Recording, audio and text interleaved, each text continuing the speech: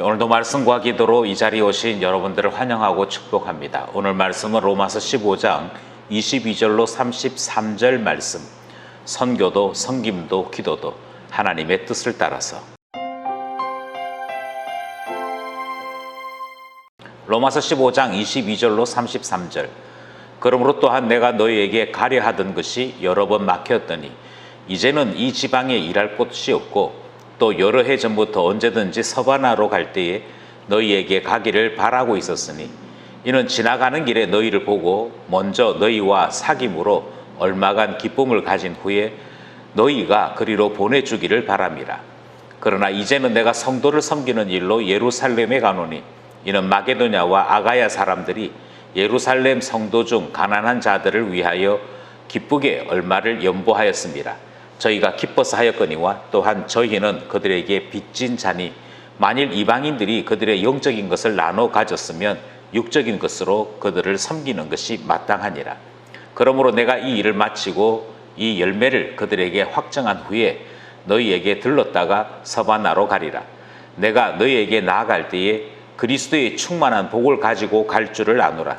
형제들아, 내가 우리 주 예수 그리스도와 성령의 사랑으로 말미암아 너희를 권하노니 너희 기도에 나와 힘을 같이하여 나를 위하여 하나님께 빌어 나로 유대에서 순종하지 아니하는 자들로부터 건짐을 받게 하고 또 예루살렘에 대하여 내가 섬기는 일을 성도들이 받을 만하게 하고 나로 하나님의 뜻을 따라 기쁨으로 너희에게 나아가 너희와 함께 편히 쉬게 하라. 평강의 하나님께서 너희 모든 사람과 함께 계실지어다. 아멘. 본문 전체를 살펴보겠습니다. 15장 마지막 부분이지요. 16장 부분이 인사를 다루고 있으니까 내용상의 마지막 부분이 오늘 본문이라 그렇게 말씀드릴 수 있겠습니다. 오늘 본문에서 바울은 그가 원래 가졌던 계획 그리고 장차 하나님께서 이루어 주셨으면 하는 계획과 기도 제목을 밝히고 있습니다. 이제 본문 안으로 들어가서 그 내용들을 살펴보도록 하겠습니다. 22절로부터 24절은 바울이 원래 가졌던 계획이 무엇인지를 소개하고 있습니다. 먼저 22절, 그러므로 또한 내가 너희에게 가려 하던 것이 여러 번 막혔더니, 그러니까 원래 로마 교회로 가려고 했던 계획이 여러 번 있었구나 하는 사실을 확인하게 됩니다. 지금 이때가 어느 때인고 하니 바울이 1차 전도 여행 끝내고 2차 전도 여행까지 끝낸 상황이 지금 로마서를 쓰게 된 시점이 되어집니다. 이 시점에서 이제 3차 전도 여행 또는 3차 선교 여행을 준비하는 중에 있는 것이죠.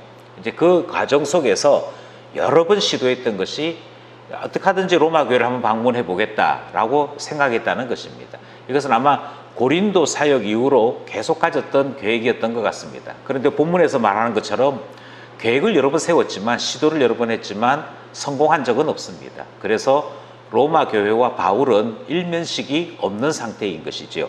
23절, 이제는 이 지방에 일할 곳이 없고 또 여러 해 전부터 언제든지 서바나로 갈 때에 너희에게 가기를 바라고 있었으니 2차 전도 여행까지 끝내고 난 다음에 바울의 생각은 이제 이 아시아 지역 또는 그리스 반도의 주변에서는 일할 곳이 없다라는 생각을 했다는 것이죠. 다르게 이야기하자면 복음을 위하여 남이 텃닥지 아니하는 곳을 발견하기가 어렵다 하는 생각을 했었고 대부분의 것은 그 제자들이나 다른 동역자들에게 맡겨두고 새로운 것을 찾기 원하는 바울의 그 돌파력이 다시 한번 보여지는 말씀이라 그렇게 이해하시면 될 것 같습니다. 그래서 새로운 곳, 새로운 것이 어딘고 하니 서바나다라고 하는 곳이죠. 이 서바나는 지금의 스페인 지역을 이야기합니다. 그러니까 스페인이라고 하는 곳을 가는 수밖에 없겠다 이 생각을 했다는 것이고요. 이 스페인은 그 당시 사람들의 세계관 속에서는 땅 끝에 있는 그 세상 끝에 있는 나라가 서바나라고 하는 곳이었습니다. 그러니까 바울의 입장에서 보자면 안디옥에서 사역했던 바울이 서쪽 끝인 이 서바나까지 가는 이 긴 여정을 계속해서 꿈꾸고 마음속에 품고 있었음을 보게 됩니다. 그런데 바로 갈 수는 없으니까 중간쯤이 로마니까 로마에 두르기를 원했다라고 하는 것입니다. 둘러서 무엇을 기대했느냐? 24절, 이는 지나가는 길에 너희를 보고 먼저 너희와 사귐으로 얼마간 기쁨을 가진 후에 너희가 그리로 보내주기를 바람이라.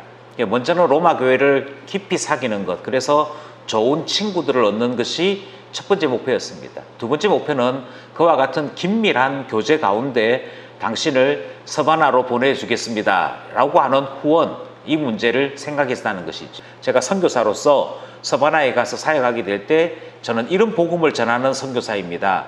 제가 전하는 복음을 한번 들어보시고 이 참 좋은 복음이다, 제대로 된 것이다 하는 생각이 드신다면 저를 파송해 주십시오. 이런 의도가 있더라 하는 것입니다. 그래서 22절로부터 24절은 바울의 원래 계획이 소개되는 말씀입니다. 25절로부터 27절은 그 계획이 또다시 변수를 만납니다. 이제 복잡한 상황을 경험하게 되는 것이죠. 25절, 그러나 이제는 내가 성도를 섬기는 일로 예루살렘에 가노니.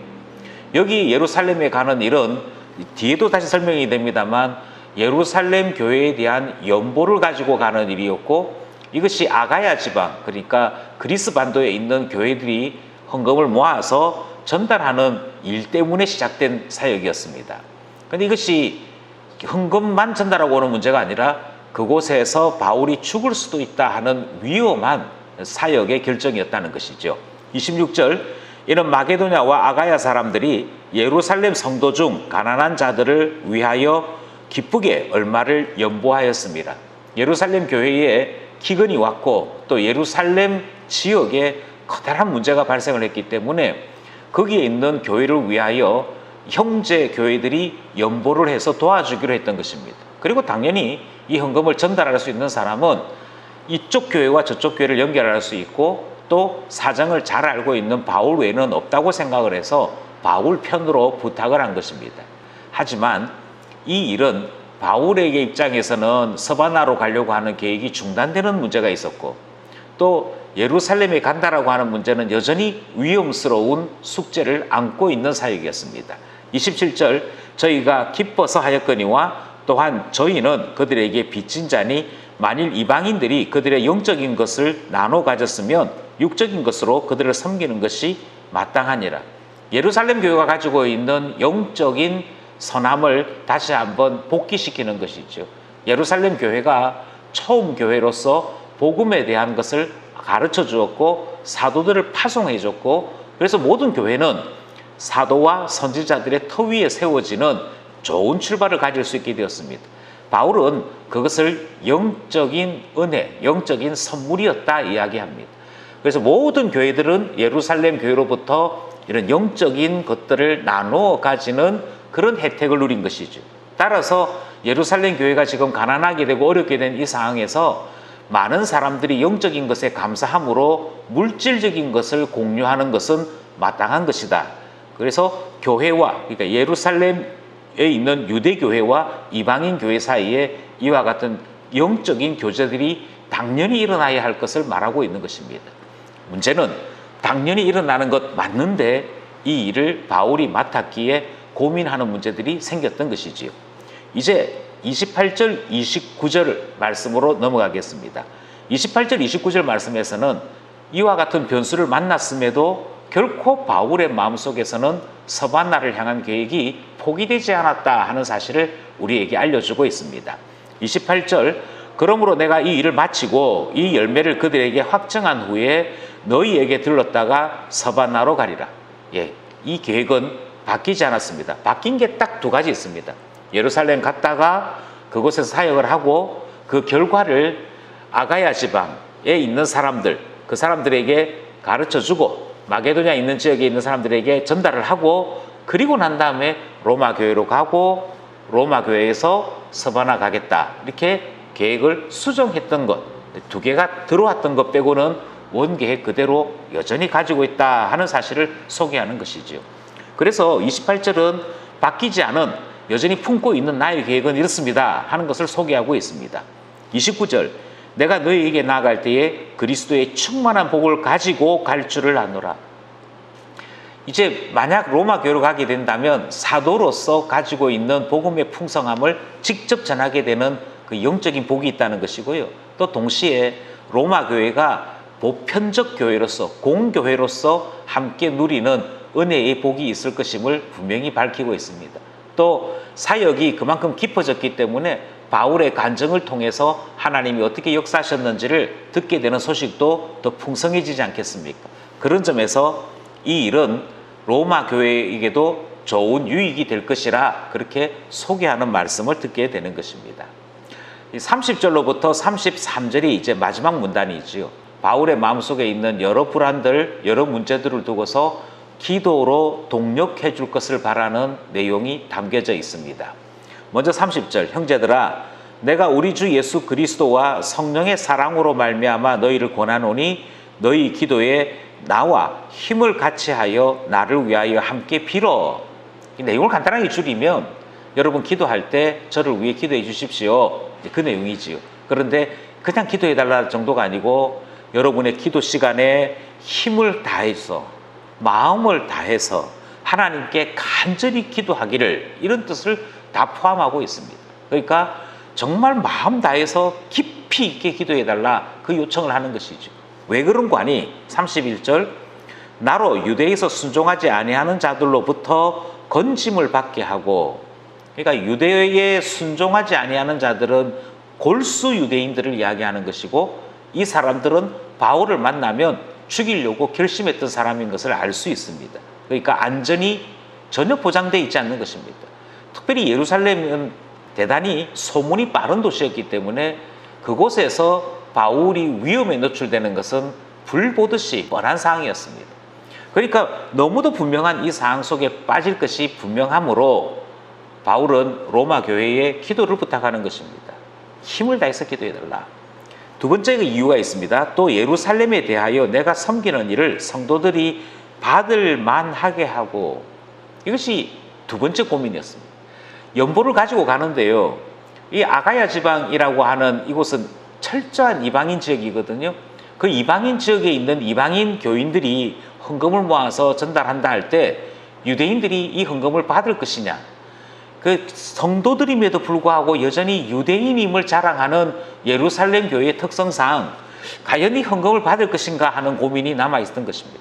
그래서 바울이 가졌던 두 번째 기도 제목이 이 헌금, 이 섬기는 일을 성도들이 좀 받을 수 있게끔 하나님 앞에 기도해달라, 이렇게 기도하는 모습, 이런 기도 제목을 내어놓는 모습을 보는 것이지요. 그래서 동족으로부터의 위험, 같은 자매교회로부터의 배척, 이 점이 기도의 제목으로 지금 함께 공유되고 있는 것이지요. 32절, 나로 하나님의 뜻을 따라 기쁨으로 너희에게 나아가 너희와 함께 편히 쉬게 하라. 이것이 최종적인 기도 제목이 됩니다. 그것은 하나님 평안을 구하는 것이죠. 이 사역을 모두 다 마치고 난 다음에 기뻐하고 평안할 수 있기를. 그 내용이 32절입니다. 33절, 평강의 하나님께서 너희 모든 사랑과 함께 계실지어다. 아멘. 맨 마지막을 축복으로 마치고 있습니다. 이 기도에 동참하는 로마 교회에, 또 마음을 같이 하는 로마 교회에 하나님 평강 주시기를 원합니다. 이 기도로 마침을 하게 되는 것이지요. 우리는 여기까지 로마서의 길고 긴 본문 내용을 함께 대하며 만나왔습니다. 이제 이 말씀을 다시 한번 정리하면서 기도 제목을 발견했으면 좋겠습니다. 제일 먼저 우리는 오늘 본문에서 한결같이 서바나로 향하는 바울의 선교의 열정을 볼 수 있었습니다. 그가 더 이상 이곳에는 일할 곳이 없고 라고 말할 정도로 전혀 복음을 듣지 못한 사람들에게 어떻게 하든지 복음 전하고자 하는 뜨거움을 볼 수 있었던 것이지요. 그리고 우리는 이 뜨거운 바울의 선교 열정 앞에 우리는 어떻는가 다시 한번 점검하게 되는 것입니다. 선교는 그저 유행처럼 한번 훅 하고 뜨거웠다가 또 식어졌다가 그렇게 될 문제가 아니고요. 바울처럼 일평생 하나님 앞에 우리의 과제요, 주님이 우리에게 주신 숙제가 그것인 줄 알아 복음 전파, 복음 선교 늘 기도하며 힘쓸 수 있어야겠습니다. 두 번째로 오늘 우리는 바울이 원래 가졌던 계획이 자꾸 비틀어지고 여러 변수가 생기는 상황 속에서도 계속된 일관성을 볼 수가 있었습니다. 어떤 것은 상황에 따라 맞춰가야 합니다. 그럼에도 불구하고 일관되게 유지하는 바울의 이 균형 있는 모습을 보는 것이죠. 우리가 그랬으면 좋겠습니다. 우리는 수많은 변수들 가운데 살고 있습니다. 그 변수를 우리가 선택할 수는 없습니다. 우리가 선택할 수 있는 것은 그와 같은 변수들 속에서 어떤 것들은 바꾸고 어떤 것들은 그럼에도 불구하고 그대로 유지하는 것인데요.